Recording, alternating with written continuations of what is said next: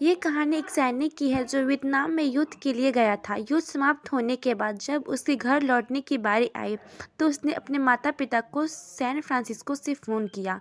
माँ और पिताजी, मैं घर आ रहा हूँ, लेकिन घर आने से पहले मुझे आपसे एक बात पूछनी है। मेरा एक दोस्त है जिसे मैं अपने साथ घर लाना चाहता हूँ। क्या मैं उसे ला सकता हूँ? बिल्कुल बेटा, ये भी कोई पूछने की बात है।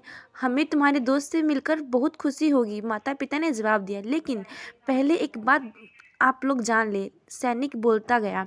युद्ध में वह बहुत बुरी तरह घायल हो गया है। उसने एक बारूदी सुरंग पर पैर रख दिया था और उसमें उसने अपना एक हाथ और पैर गंवा दिया है। उसके पास कोई जगह नहीं है जहां वो जा सके, इसलिए मैं उसे अपने साथ रहने के लिए रहना चाहता हूँ। उसकी यह बात सुनकर उसकी माँ बोली, बेटा, तुम्हारे दोस्त के बारे में जानकर हमें बहुत दुख हुआ। हो सकता है हम उसके रहने के लिए कोई जगह तलाश कर सकें। नहीं माँ, मैं चाहता हूँ कि वो हमारे साथ रहे। लेकिन बेटा, जब अब पिता ने कहा, तुम समझ नहीं रहे हो कि तुम क्या चाह रहे हो। इस तरह का अपाहिज व्यक्ति हमारे लिए कितना बड़ा बोझ होगा।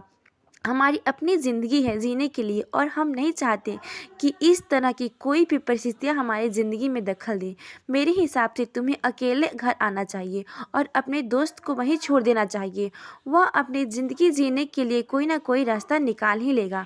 सुनकर उस सैनिक ने फ़ोन रख दिया। कुछ दिनों बाद उसके माता पिता को सैन फ्रांसिस्को पुलिस से एक संदेश मिला जिसमें उन्हें बताया गया था कि उसके बेटे की एक बिल्डिंग से गिरकर मौत हो गई है। पुलिस के हिसाब से ये एक सुसाइड केस था। दुखी माता पिता ने तुरंत ही सैन फ्रांसिस्को के लिए फ्लाइट बुक कराई और वहां पहुंच गए।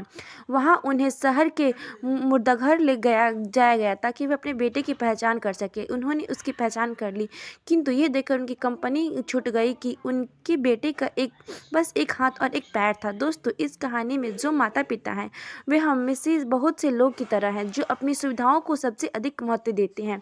वे उन लोगों से प्यार करते हैं या समय बिताना चाहते हैं जो दिखने में अच्छे, स्वस्थ या फिर जिनके साथ रहकर उन्हें मज़ा आता है। वे वैसे लोग को पसंद नहीं करते जो देखने में स्वस्थ, सुंदर या स्मार्ट नहीं है, या जिनके साथ वे मज़ा नहीं कर पाते, या जो किसी भी रूप में उनके लिए असुविधाजनक है। वे वैसे लोगों से दूरी बनाकर रखते हैं।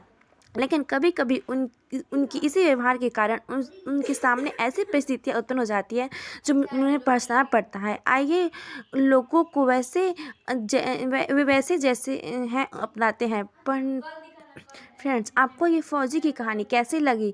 कमेंट के द्वारा हमें बस बताएं। ये सोल्जर स्टोरी पसंद आने पर ऐसी story, heart touching moral story, motivational story, kids